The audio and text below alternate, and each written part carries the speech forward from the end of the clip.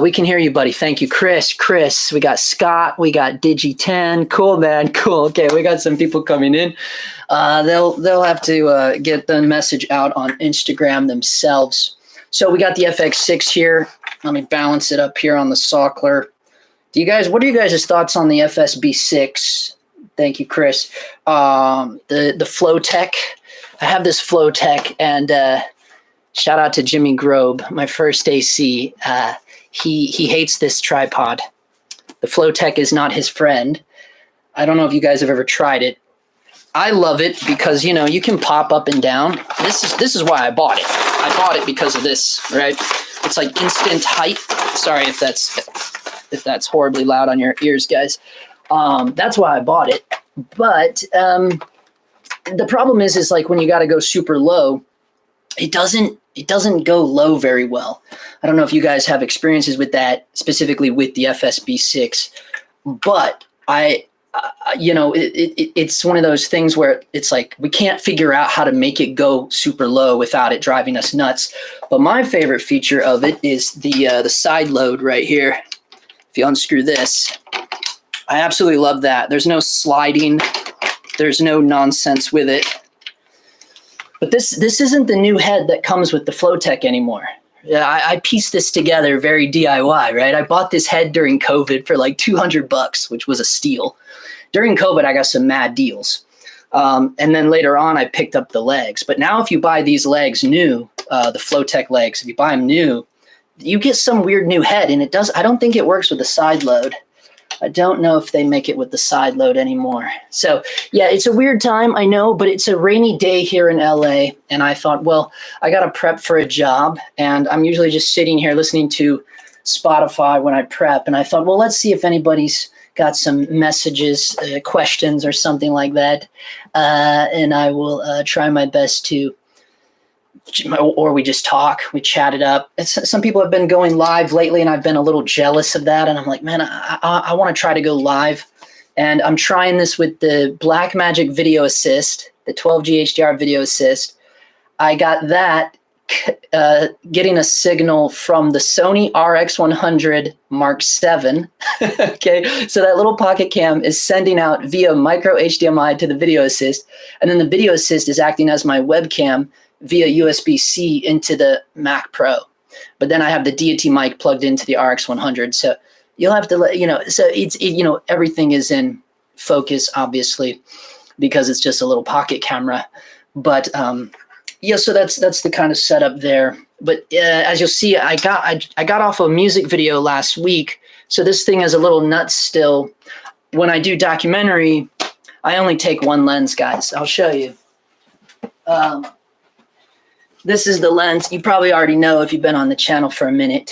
This is my documentary lens. This is literally, usually this is all I take. Now I know this isn't that wide. If you don't know, this is the 28 to 135 f4. Beautiful lens. Still rocking the Manfrotto 546B over here. Okay. Is that a side load? Side load, I don't know, what do you guys call it? I call it a side load. So when it drops in the way this one does, I call this a side load. I don't know what you guys call it, but this, I'm a huge, if it doesn't do that, I don't want to use it. I hate the ones that slide back and forth. I hate the Arca Swiss. I like this, just drop it and go. I absolutely love that. If you might want to find one that does that. I don't know if the Manfrotto does that. What's up, Alex Humphrey? Sup, Justin? I did pick up the BIMC 6K Pro L mount 6 months ago. Okay. Need to go shoot something with it. My vintage lenses soon. 6 months? You haven't shot anything with it? Yeah, I think you do, man. 6 months is a long time. Or do you mean that you haven't used your vintage lenses with it? Maybe that's what he meant. We'll give him the benefit of the doubt. 6 months, wow. Yeah, I can't go. I can't even go one day without shooting something, but not always video. You guys know I'm big into photography too. So that's, that counts too, right? It's all image making to me. But that's badass. Yeah, BIMC 6K. A lot of when I was trolling a little bit about the Pixis. I'll admit that. But I don't hate Blackmagic. People have been here. This YouTube started on the back of the Pocket 4K. One of my most top viewed videos is my Pocket 4K starter kit video. That video has almost 100,000 views. So you guys know I'm a huge fan of the Pocket cameras, Blackmagic cameras in general. I think they're great to get out there and start shooting, especially in the narrative world, right? It's just that over time, I just kind of gravitated towards other systems. And because of COVID, then the strikes, and then now the AI stuff, I've found myself doing more one-man band jobs this year and last year more than I ever have in my entire 8 years of shooting here in LA. I started shooting video in LA in 2017, so that's pretty. Technically 8 years, but most one-man band stuff ever. Now, later on, 8 years later. And I think that's more of a reflection of where we're at here in the industry. Might also be a reflection of where I'm at. Maybe I'm a little bit more stingy about the jobs I want to choose nowadays. It could have something to do with that. However, I have been for the right job, I'll go and do it for like $300 for the day. And for my rate, that is not normal, right? But I'll go do it if it's like a short film that I feel like people are really passionate about and it's a good script, then yeah, I will go do it. So maybe it's more of a reflection of the jobs I'm choosing to take. But I do think it is less jobs on the job boards in general. And I think it's just the reflection of our current state of affairs in the industry as a whole. Plus, too, people have kind of figured out that you can just watch YouTube videos and do it on your own. And they figured out that you can just do things on like little phones if you wanted to. So I think that has a lot to do with it too. Things are different now than they were 8 years ago. It is kind of interesting, isn't it? But yeah, I love Blackmagic cameras. However, this camera has definitely become my best friend. It's certainly because of what I just said, having to do more one-man band stuff. And this lens is this is the one-man band setup right here. You got your ND in here. I'm still building this. I'm gonna throw the microphone on here so you have wonderful audio in here. I'm not a huge fan of the preamps of this thing, but it's better than any other cinema camera I've used. And at least you have it. It's not as good as something like the C500 Mark II. Now we're talking about the Canon. Canon's preamps are better than this, in my opinion. But this lens, combined with this, with the internal NDs, one-man band all day long. So this is the 28-135. It's damn near parfocal. It has active stabilization, which is nice because the FX6 does not. I'm not trying to do this as a shill video. I'm just like explaining to you guys the rig, because I know a lot of people will be like, why is he using that crazy zoom lens? It's only because it's like my best friend in the documentary world. Documentary when I have to be by myself. Oh, look at that.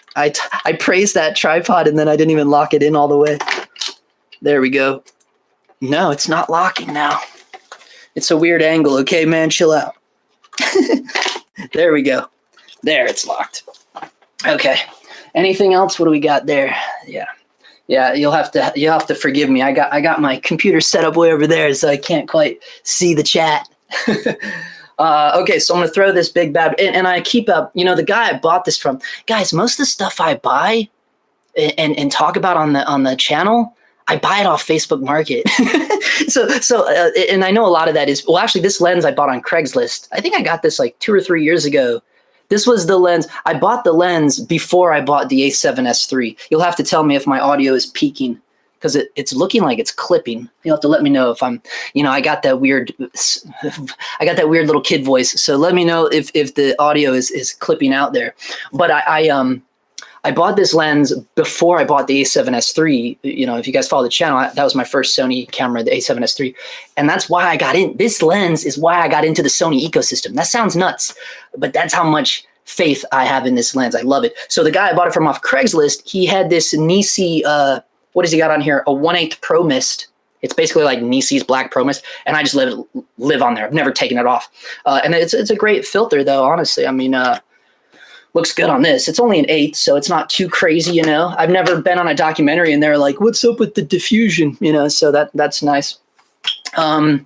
I do put a lens support under this sometimes, but as you can see, like it's hard because I use the 8-sin riser. And these are the crazy 8-sin rails. They look like they're from like a AR pistol or something. They're pretty rad. They're very heavy though. But the reason why I like them, mainly when I just got off of a music video, so stay tuned for that. We're gonna do I'm putting together. It was approved for me to bring my own behind the scenes. So shout out to Miggy. If you guys know Miguel Ordez, man, you guys should check out his channel. Shout out to Miguel Ordez. I will try to figure out how to link his page. He's you guys may know him. Like he's done some stuff for Dehancer. His work is amazing. Anyways, he's a buddy of mine here in LA, and he came out and he shot some BTS for us on the music video. So as soon as the music video drops, then I'll be allowed to obviously put out the BTS video, and I'm stoked about it. It was a pretty fairly decent music video. We shot at the Fonda Theater. Anyways, that's why this rig has these rails on it, because when I'm shooting by myself, I don't use these rails because they're too heavy. However, they're the 8-sin rails that come with the 8-sin base plate. This is the same base plate I had on the Komodo, by the way. You see, so that's why I'm saying, like, I don't like buying like the cages and things that get you stuck into that camera body, because then you're like, when you sell the camera, then you got to sell the AKS. So I try to find the AKS that can stay with me, and that's the less shit you have to try to figure out how to sell when you got to get rid of the camera body, you know, because the rails that I use for documentary, they're not these, because these are quite heavy. But why I use these on a shoot where I need a focus puller is because these are very heavy duty and they won't slip. They won't slip on the rail clamp.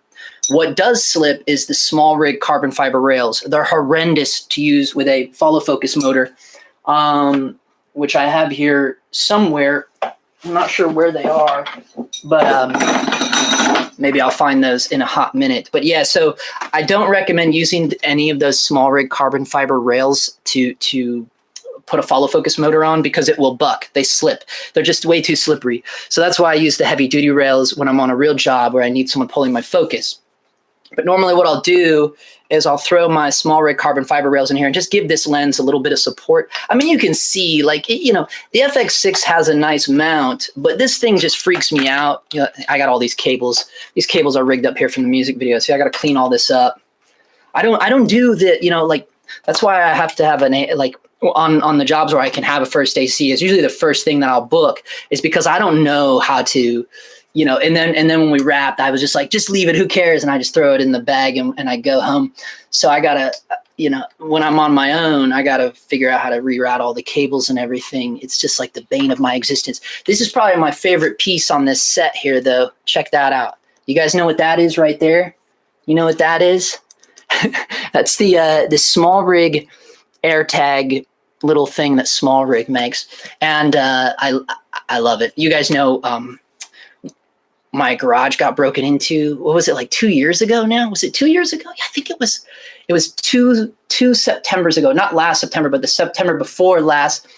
Yeah. So ever since then, I'm obsessed with putting AirTags in everything now. And this isn't very, you know, it's like, that's not hidden at all, you know, but it's just like, on the Komodo, I could mount it way down here.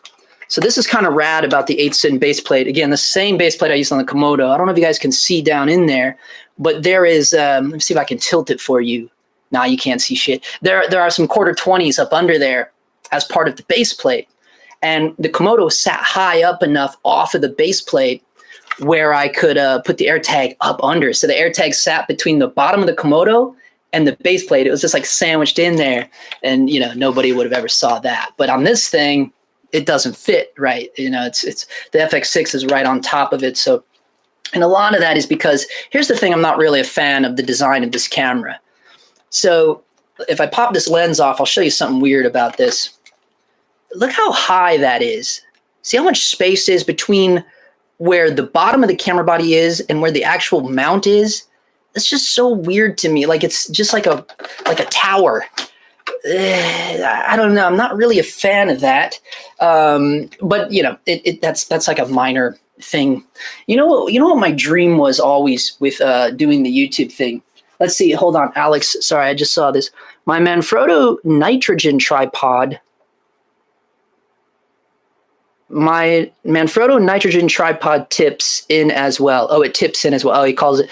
Okay, 600 series, I think, 609 model maybe. It's decent and periodically on sale. Back in the day, 1990, I used cameras with separate VTR to VHS tape. Oh, damn, he's old school. That's badass, dude. That's like the director I just did the music video with. He was a DP for like years.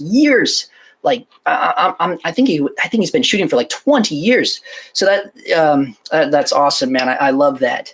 You know, that's my main thing too. I always have to remind people, like, dude, I was an actor. You know, like I'm fairly new to the whole shooting thing. I've only been shooting since 2017. So I have immense respect for guys like Alex there shooting on the old school tape and stuff. I mean, don't get me wrong, you know, I grew up skateboarding, so I had JVC camcorders and stuff, and but I wasn't shooting movies or anything. You know, I was just shooting skate videos. I would edit them on the VCR. I would connect it to the VCR, and my big thing was dubbing. I would like hook it up and play Method Man and stuff and have music, but I'd have to like do it all analog, and I'd do voiceover analog through the VCR, old school shit.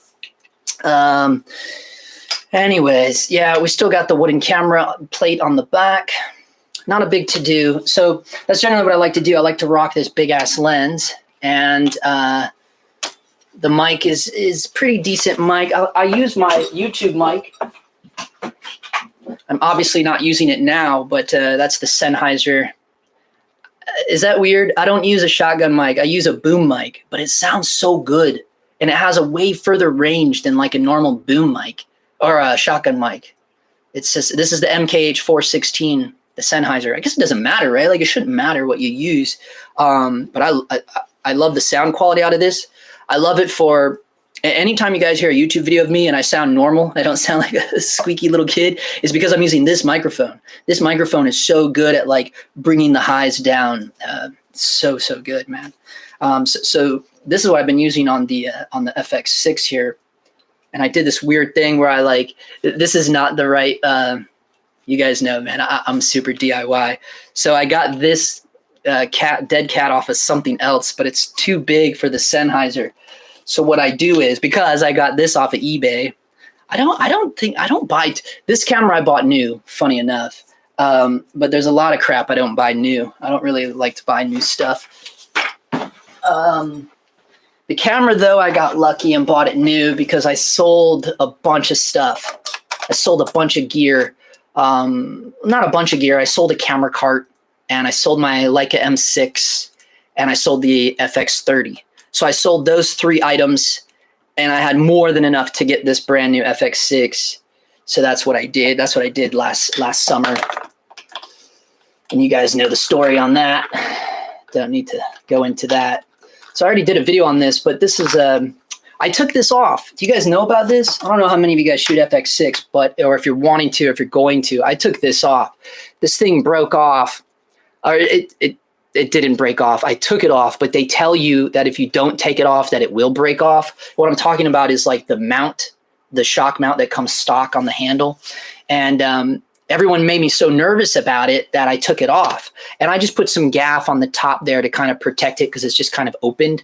So I put some gaff over it, and I just threw it in a bag, and you know, keep it for if I ever resell this camera, I'll just throw it back on, you know. But I was really, that's why I did this kind of weird thing with this little multi-cube mount. So the reason why I have this multi-mount is because I can put it in the cold shoe here. I can put my transmitter on one side of this, the wireless transmitter for wireless video, and then I just put the mic on the other side, and it's essentially in the exact same spot that it would be with the stock mount. You know, it's literally in the same friggin' location. So nothing has changed. I just put a better shock mount on there. And not only is the one that comes with it really flimsy, but it's also kind of heinous. Like it doesn't really absorb any, it's not really shock absorbent. Like you can hear everything. So yeah, I just got this Rycoat one and threw it in there, but it's not bad. It's not bad. Okay, what up, Chris? He says, what are you liking for prime lenses these days? I did a recently crazy video kind of comparing the NiSi lenses against the Leica lenses, but you know, I don't really get so that's what I'm shooting on right now. Long story short, I'm shooting on the NiSis and I'm shooting on the Leica Rs, but I cut a lot of stuff with the Leica Rs. Like I cut my Leica M lenses with the Leica Rs. I even cut Minoltas with the Leica Rs. Like my lenses are kind of like a crazy amalgamation. Like the music video we just did, we were using Canon FDs. We were using Leica Rs. We used my Minolta lenses. We used this crazy Voltlander lens that I have. It's for Leica M. It's a photography lens. And it's literally like, it's smaller than this. It's a 15 mil and it's an f4.5, but it's a 15 mil full frame, but it's aspherical. It's a beautiful lens. And so we use that on the music video. So we've been, you know, I just use a lot of Leica M mount lenses with the Leica Rs and Minoltas. I still use some Minoltas as well.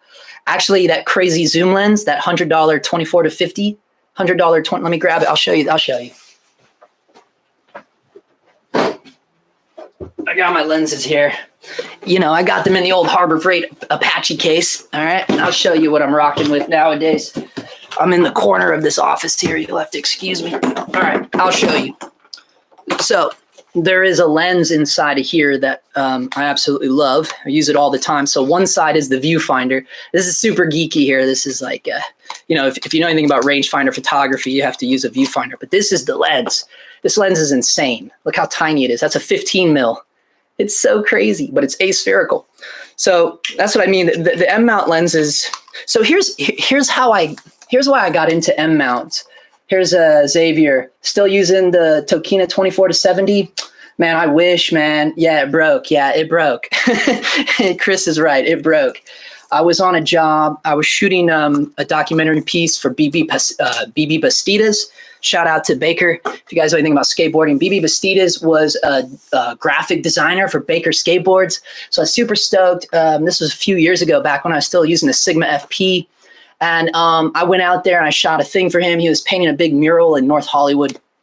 And it said something crazy. He's like a famous artist. Anyways, Sigma FP and the Tokina 28 to 70 I was using. And literally, like, I was there for like less than an hour. And I'm shooting across. I was like, I'm going to go across the street and get like an establishing shot or whatever, you know. And I'm running across the street and I got the Sigma FP on a monopod. And that 24 to 70, like, you know, the Sigma FP is like this big. And the 24 to 70, it's like hanging off like this. And it literally, as I'm focusing, the lens came off in my hand. And I thought that I had accidentally popped it off the adapter. And I was like, oh, and I was trying to put it back on. And then I realized, like, I was only holding half of the lens. So like the base of the lens with the aperture and everything was still connected to the camera. And I was holding the rest of the lens, and all the like little bearings and shit fell out on the sidewalk. And I was like, oh my God, dude. And I had just got there. I just gotten on the job. And so I had to tell them, I didn't tell them what happened because, you know, I was across the street. So I went back over there and I was like, yo, because it was really hot. It was like summertime in LA. And I'm like, I'm going to go get some waters. You guys good? You need some waters, man? What you need? And so of course they were thirsty. So I made it look like that. And we were in NoHo, and Burbank is just right next door to NoHo. So I popped over to, what's the little camera shop? Film Tools. I went to Film Tools and bought a crazy Sigma, whatever L mount lens I could find, zoom lens. And it was like this $1,000 Sigma lens, the 28 to whatever they make, 28 to 70 or something. It was fine. It was an okay lens. I had that lens for a while, but it's just too big. It's like this big. It's so huge, the Sigma one. And then it extends. It comes out, you know. I hate those lenses that come out like lipstick, you know, like I hate it when lenses do that. So check this out though. This is the Minolta. This is $100 lens right here. This lens I just used on a music video. We were shooting in a Fonda theater. The Steadicam was on an FX9, and then we were shooting on two FX6s. And this is a lens we used a lot. This $100 Minolta lens. This is a 24-50. Cool focal range, right? But it's only an f4. But it's just a badass little lens, man. And yeah, it's a Minolta, so it has really crazy flares. And you guys know how I'm a geek for Minolta, and these are $100. Probably you can get this less on eBay. These are dirt cheap, 24-50. I love that focal length though. But yeah, sadly the Tokina broke. Sorry guys. Okay, what's this say? Oh no, yeah. Well, hold on. Let me see. Speaking of Tokina, has also a 20-35. A 20-35. See, that's a little too short though. 20-35. See, that sounds cool, but like I'm just thinking, like in theory, like in practice, a 20-35. I don't know, man. That's a little bit too limiting for me. Like that's where the 24-50 I like, because full frame now. I'm strictly thinking of full frame. Anything wider than 24, I'm just like, I don't know if I would lean. If I do, it'd have to be something really special like the 15. Like I would have to purposely go wide. So 20-35 sounds cool. I don't know. I'd have to try it out. I never tried out 20-35. And then the 7200, that pairs very good with the 28-70. I mean, yeah, if you had all three of those, shit, man, that's all you need, especially if it's Tokina. Look, man, I'm a fan of those old Tokina lenses, straight up. Those are amazing lenses. Do you have any recommendations for wireless transmission? Oh, man. Well, when I'm like, we're just on the music video, we just use teradeks, but honestly, me personally, I'm not a fan of teradek, guys. I think you guys know that. I'm a vaxis guy. In my experience, the vaxis systems just perform better than teradek. I will say that. And I know that technically, I am a partner of Creative Solutions. But really, I'm just there for wooden camera and Smallhd, right? So but I'm not really there because of teradek. I'm just not a huge fan of teradek. But obviously, I work on jobs where they have teradek. We use them.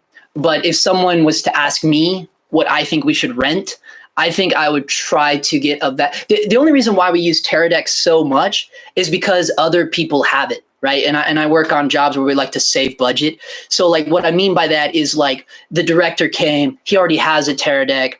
And then the Steadicam guy, he has a teradek. So then I'm like, well, we got to rent another teradek. Right. Because that's why I get pulled into using teradek, because they're so universal.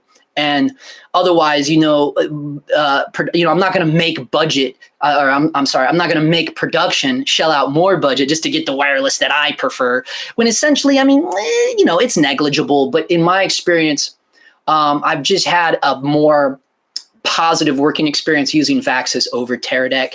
But yeah, that's just my honest 2 cents on it, guys. But what do I own currently?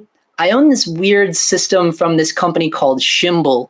Very strange. I did a video on it, but nobody watched it because I don't think anyone knew what Shimble even is. I didn't.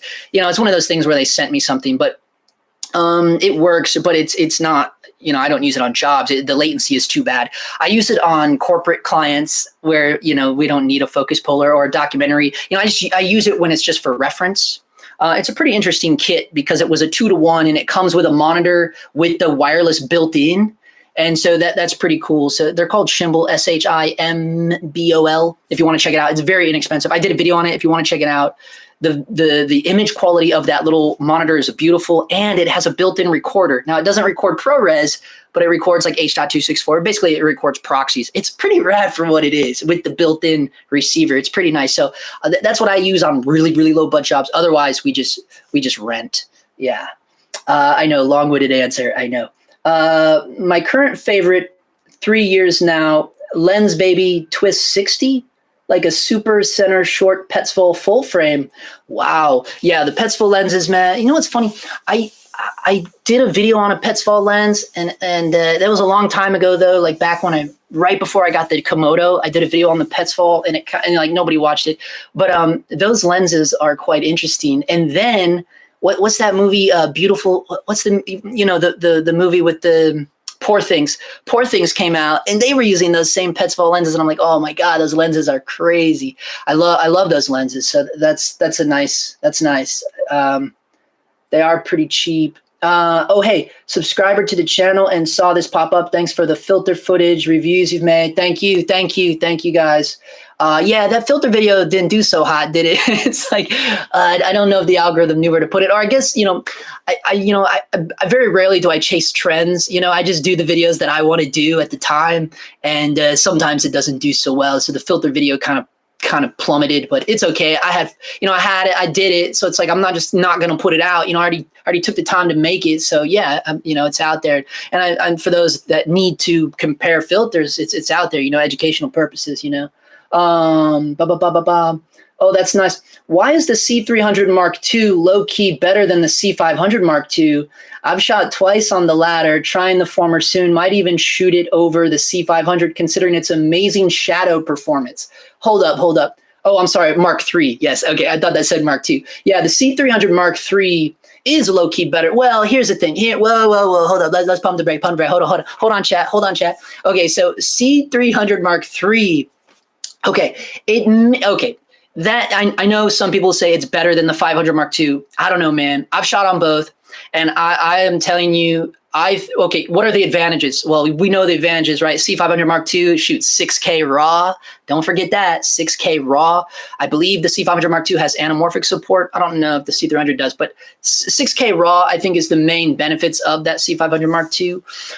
However, I believe it doesn't have the same cool DGO sensor, right? Isn't that right? Like the C300 Mark III has the DGO sensor, basically that C70 sensor. But I don't know, man. If a Canon rep came to my door right now and was like, "Hey, which one of these do you want?" I would take the 500 Mark II. I would. Only because I shot for a really long time on that camera on a documentary, and I loved that camera.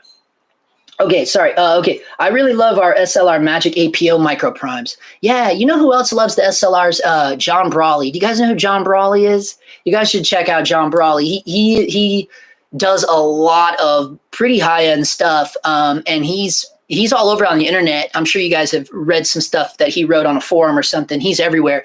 And he's always been a huge fan of those SLR lenses. Like when they first started making the little toy ones, and the APOs, I was looking at those. For a minute, the APO SLRs, and then I was looking really hard at the Dulens. Everybody loves the Dulens. But then, I did that video with Schneider and the ISCO. And remember when the ISCO-Rama Rebirth came out, and they made you buy the ISCO with the Dulens. And so Schneider brought me out and had me check those lenses out. I did a video. I don't know if you guys saw that video, but we did it at Burns and Sawyer, which is like a really famous rental house here in LA. And those Dulens, man, they were not color matched. They weren't color matched. And I know it was like the beginning of Dulens, but I was like, ooh, that's not a good sign, man. Okay, let's see. Sorry, guys, I'm getting behind here. Yeah, DOGTIMES. What up, John Hale? All right. Xavier says, getting a Komodo X soon. Are cheaper monitor options worth it, like portkeys? I don't know, guys. I don't know, man. Look, straight up, I am a partner of Smallhd, but also portkeys send me stuff because, I've been doing honest reviews for portkeys for a very, very long time. Look, I think that portkeys is a good option. However, I will say, a lot of people have a lot of bad reviews about portkeys products. Me personally, I've never had anything. Okay, that's not true. I just remembered. I have had a portkeys monitor crap out, and they did have to send me another one. Yeah, that did happen. I just remembered that. But ever since Smallhd reached out to me like a year and a half, maybe 2 years ago, maybe 3 years ago now. I don't know. Yeah, I mean, if you can afford, but here's the thing, you don't have to buy new, man. You don't have to buy new.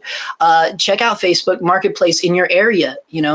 I know if you're in a smaller market, it's probably really hard, but you know what's really good for used gear, like MPB? I buy used gear on MPB all the time, and you can even trade in stuff. You can send them stuff and they'll send you something else. They're really good. eBay's a little risky nowadays, ain't it? eBay's risky, man. But here in LA, depending on your market, I've got a lot of nice stuff on Facebook Marketplace. You just bring your burner with you. Just bring your burner, and you're gonna be safe. Let's see. Here's a pro tip for buying online. Real talk. Pro tip for buying online: get yourself a counterfeit checker. Right, the counterfeit pens. That's all you need. If someone's actually going to pay you cash, Just use one of those. And I always meet up at like a super public place. I'll meet up at a cop station. I'll meet up banks. Banks are the best place to meet up at. You want to know why? Because they hand you your money. You can turn around and put it right into the friggin' account, right? The bank will verify if it's real money or whatever. But I always have a counterfeit marker too. Like, I don't care. I sit there and do it on every single bill, man. Pop, pop, pop, pop. I don't care. But yeah, I used to meet up at banks all the time. And that's like the safest thing to do, because banks always have the cop out front, you know, at least here in LA. Anyway, sorry, I digress. Okay. But yeah, man, I would say if you can, try to get a used Smallhd. Okay, the Portkey 7-inch is good, but the red DSMC7 is fantastic with that camera. Wow. Yeah, I mean, obviously, if you can get a native monitor with it, but you know that now you're going down proprietary road, man. It's going to be rough because, but I mean, once they get into red, they're not going to leave red. They're not like me. You know, so I mean, you can take it to the next level usually. Although I don't know, does the DSMC2 stuff play well with the DSMC3 stuff nowadays? I don't know. It's all weird. Let's see. Sorry, guys. Okay, he said thanks. I remember the ISCO video. Yeah. Okay. As someone who isn't shooting RAW nor full frame nor anamorphic, okay, the C500 is worse for me, to be honest. Okay, I need clean 4K, and the C300 might just do it better for my next short. It probably will. Look, they're both amazing cameras. So yeah, man.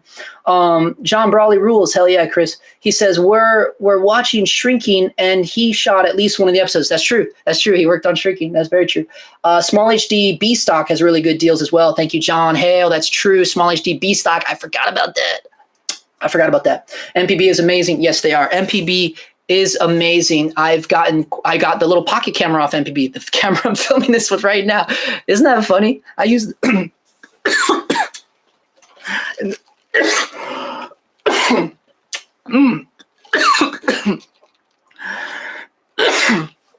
then I died.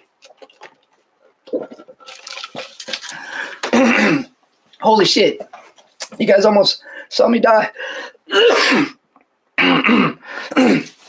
You guys almost saw me die. Wow, dude. Holy shit. I apologize.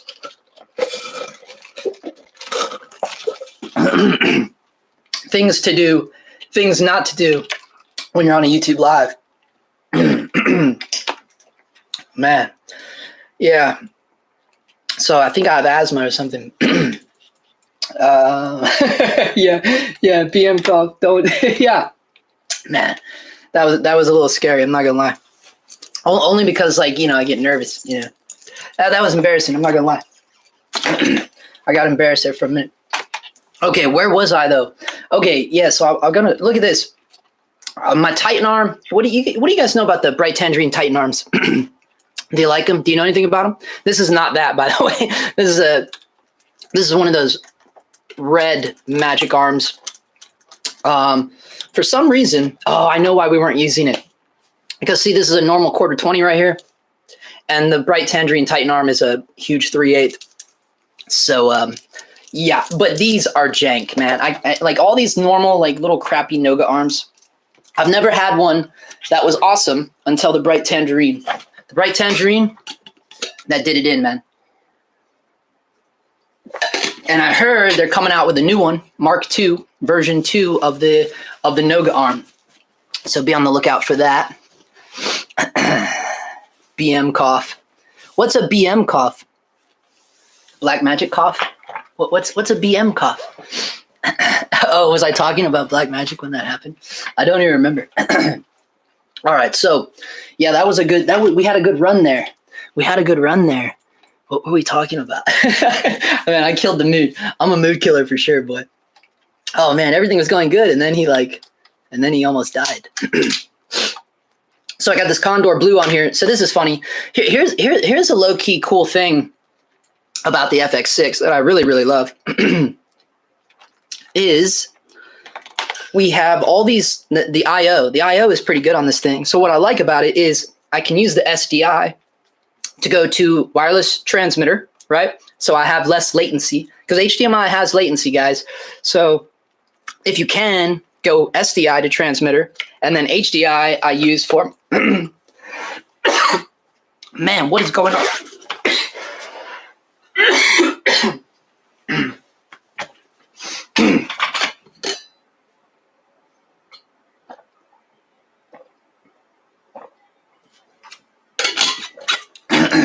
It might be time. It might be time to cut it already. I keep getting choked. There's like a ghost in this room choking me. Doesn't want me to go live. He must know. The ghost must know that someone's about to ask something that's going to get me in trouble. So he's making me lose my voice. Do you guys believe in ghosts? That's an odd question for a camera channel. Do you believe in ghosts? I'm not sure if I do. I think I've had some weird encounters, but I don't know if I believe in them. But I've definitely had some weird encounters. I think you were talking about getting your pocket camera. Oh, yeah. Yeah, that's true. Yeah, this RX100. Did you guys see that video? Dude, that video blew up, and I had no idea that was, like, I mean, you never know, like, what's going to go well and what's not going to go well. That RX100 video, last I checked, it has, like, 70-something thousand views. It's, like, insane the amount of views. My channel does not get 70,000 views, guys. That video just blew up. And the funny thing is about that video is that it's barely monetized, because it opens up with some of the craziest sketches I've ever done. A lot of cussing. And like, even someone commented, they're like, do you think that makes you look cool, cussing like that? It's like, dude, I give a warning at the beginning of the video. You know, I let people know right out the bat, like, there is offensive language in this video. And the skits just go on and on. And I'm like, there's no way this video is going to do anything. And it just blew up. So I want to do more skits. I don't know what's happening. Honestly, I think it's like too dry in this room. What I got going on here, I got a cream source blasted at the ceiling and the heater's on.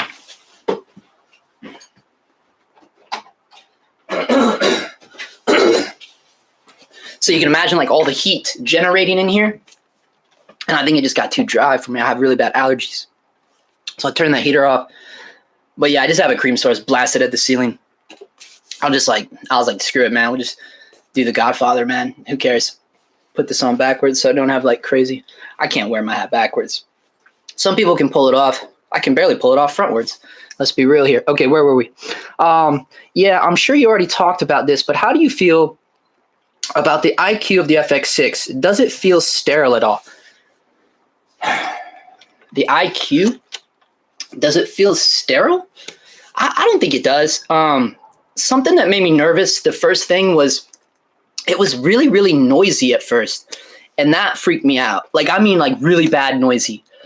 And I even in daytime with the ND. And I was like, dude, what is going on? And I bought it brand new. So I thought, I was like, how can there be something wrong with the sensor? I bought it brand new. And then I started thinking that, like, no, they lied to me. It wasn't brand new. You know, I started going through all these rabbit holes. I was like, oh, I was like, it's a return.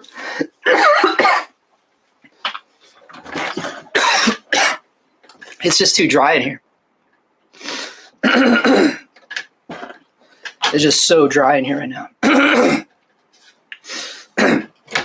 Sorry, guys. I keep, like, getting choked up. But yeah, what it was,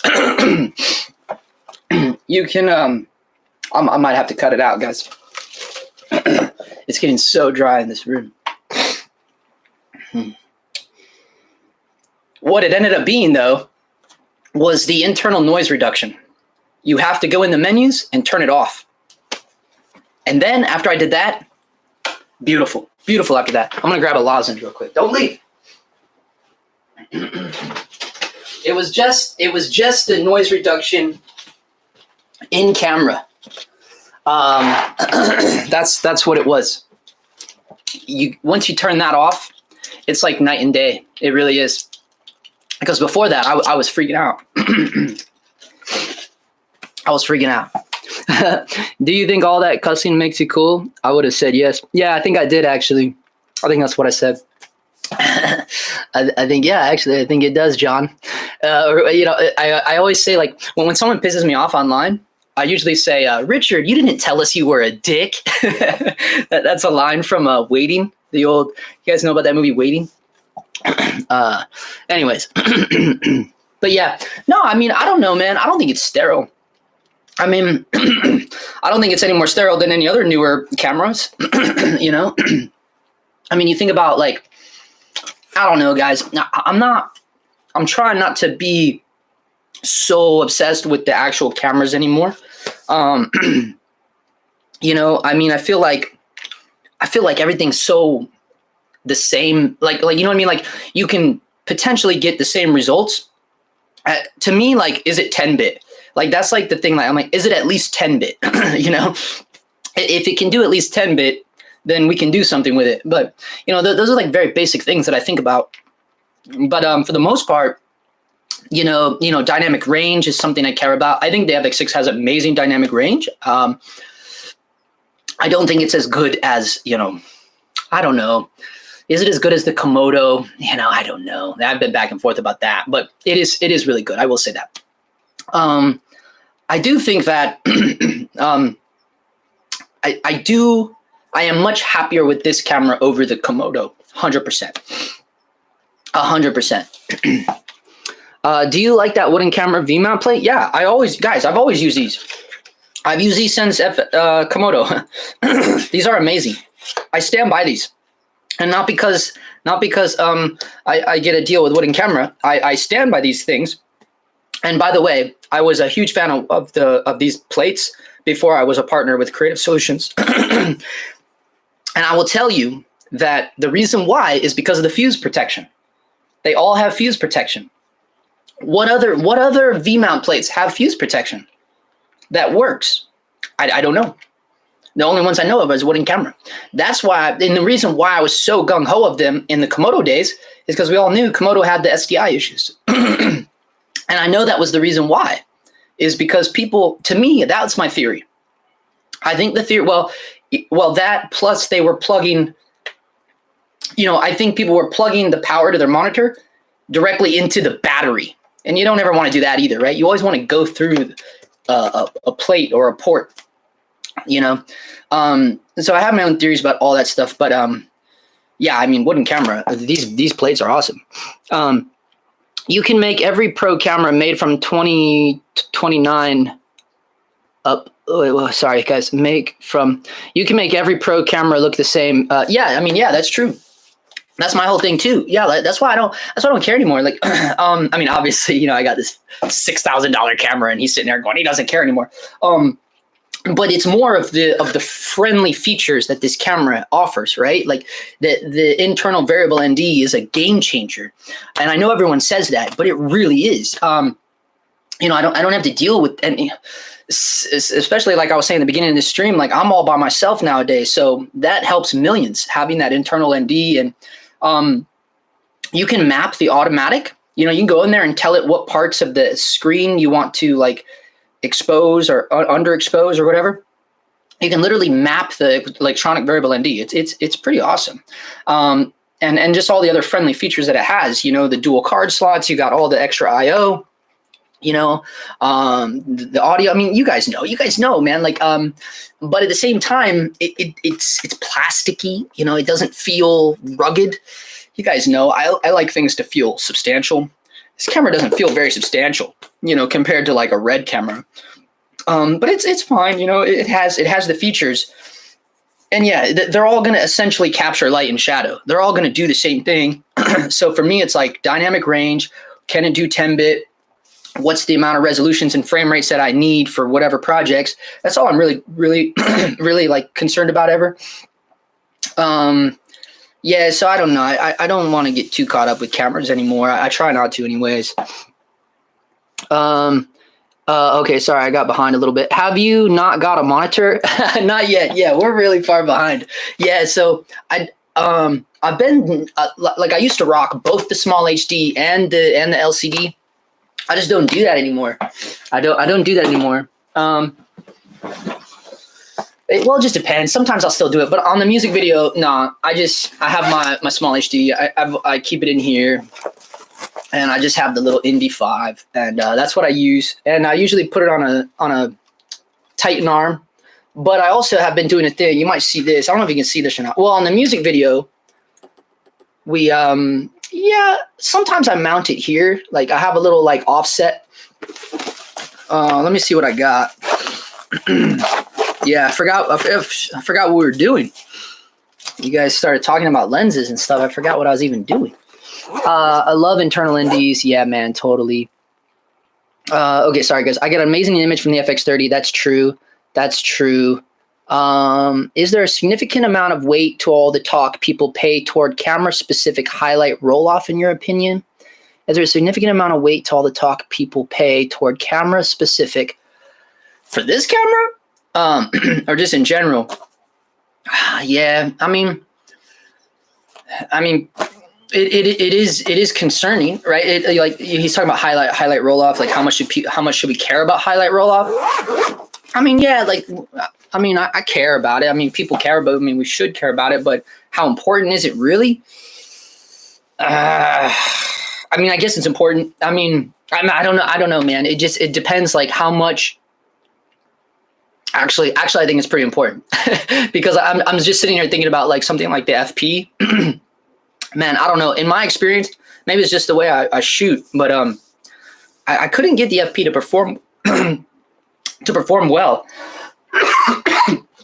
in those situations. I just couldn't do it. I couldn't, the highlights just blew out bad, very bad.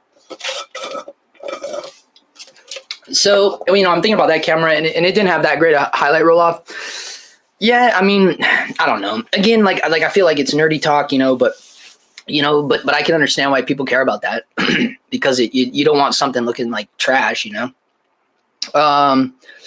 Love internal NDs. Me too. Okay. We shoot on the Kinfinity Terra 4K. Yeah, that is a pretty small community, Chris. The Kinfinities. I looked into those. What are those? The Mavos, right? Something like that. The Mavos or the Kinfinities. I was looking into those a little bit, but I don't know. Like the reviews are so like back and forth about those cameras. So I kind of abandoned the idea of those. Do you like it?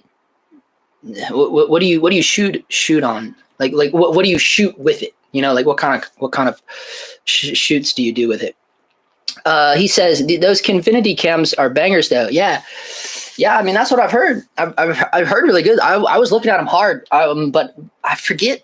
I think the reviews are just so mixed, back and forth. And anytime I see like a lot of mixed reviews, I get super nervous and I just will abandon it. I'll be like, no, I'm done looking at that.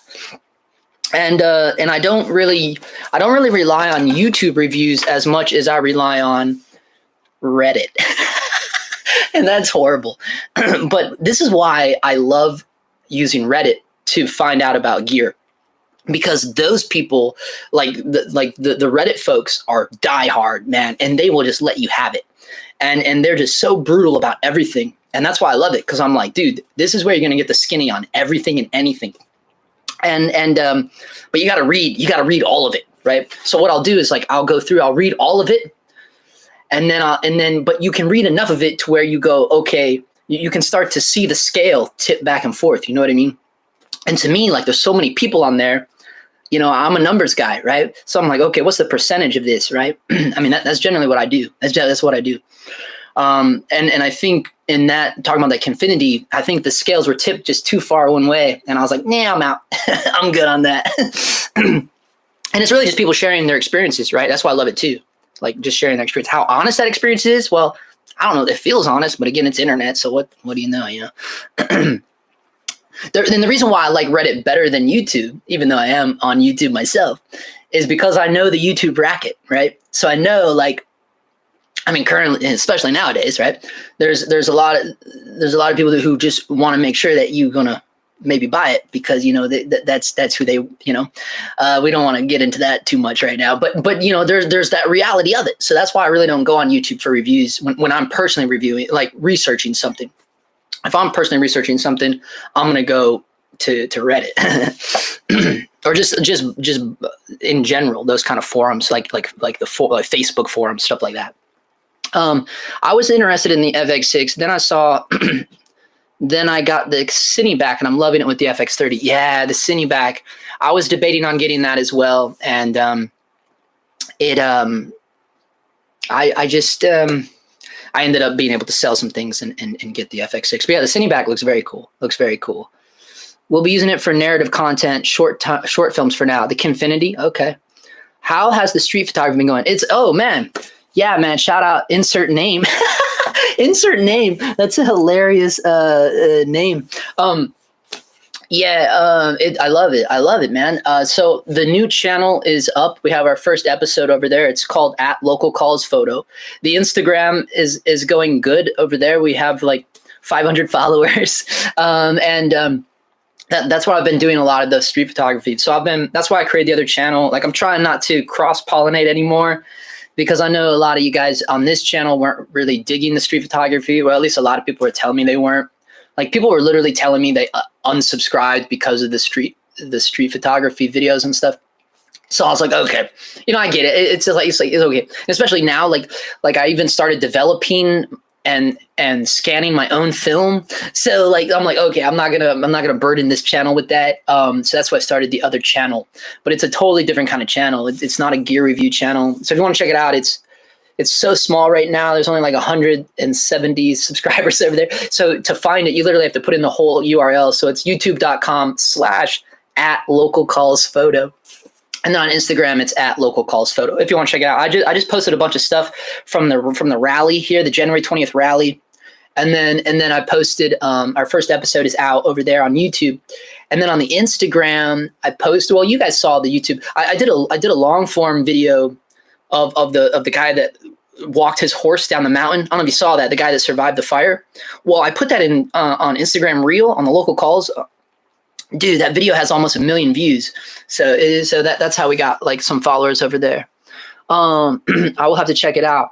Gotta run, buddy. Yeah, thanks for doing this. Yeah, man. So how long have we been going now? An hour. Yeah. So that was the first one. I almost died. But now that I know how to do this, I think maybe like I'll get some things going in the future, and we'll like set it up in the out in the garage and stuff, where we can set it up, and maybe I can prepare a little bit. But and I know it was like football Sunday, probably not a good day or whatever. But it was raining here, and I was feeling bored.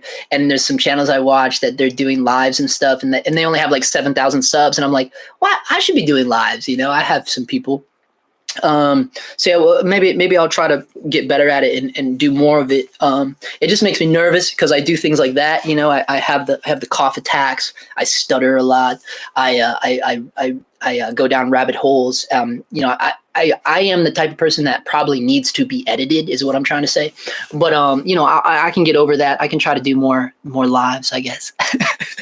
But yeah, and my thought process was I was going to build this while we were going, and then we ended up just chit chatting. So that's cool too. So yeah, it is getting late here, and I probably should build this out. But